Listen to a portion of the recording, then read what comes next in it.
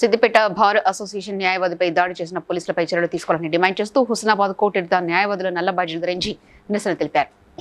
న్యాయవాది రవీంద్రపై దాడి చేసిన సిద్దిపేట 2 టౌన్ ఏఎస్ఐ కుమారెడ్డి మరియు సీఏని వెంటనే విధుల నుండి సస్పెండ్ చేస్తూ వారిపై క్రిమినల్ కేసు నమోదు చేసి విచారణ జరిపించాలని న్యాయవాదులు డిమాండ్ చేశారు.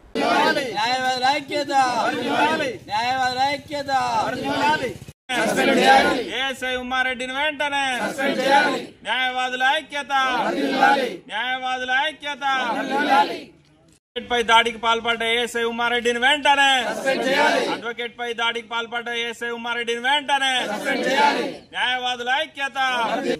కానీ అదే పోలీసులు ఇచ్చినటువంటి తప్పుడు కంప్లైంట్ బేస్ చేసుకుని అడ్వకేట్ పైన కూడా ఓ తప్పుడు కేసు రిజిస్టర్ చేసినట్టు కూడా తెలిసింది. అడ్వకేట్ల కంట్రోల్కి అసలు రక్షణ లేకుండా పోయింది. వాస్తవానికి మాకు చట్టము రాజ్యాంగము అవన్నీ కూడా మేము నమ్ముతున్నాం, మేము బిలీవ్ చేస్తున్నాం, వాటి పట్ల మేము ఒక భక్తిభావంతోనే మేము ఉన్నాం.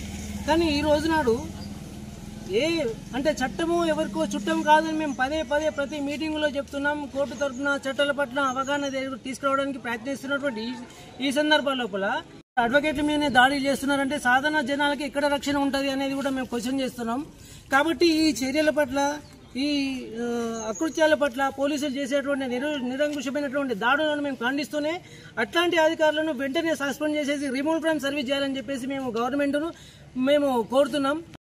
ఏఎస్ఐ గారు అడ్వకేట్ మీద జరిగిన దాడికి మేము కూడా నిరసిస్తూ ఆయనను వెంటనే సస్పెండ్ చేయాలని, విధుల నుండి తొలగించాలని, సిఐ గారిని ఏఎస్ఐ గారిని త్వరగా రిమూవ్ చేయాలని మేము కూడా అడ్వకేట్లకు మద్దతుగా ఉంటూ మద్దతు తెలుపుతూ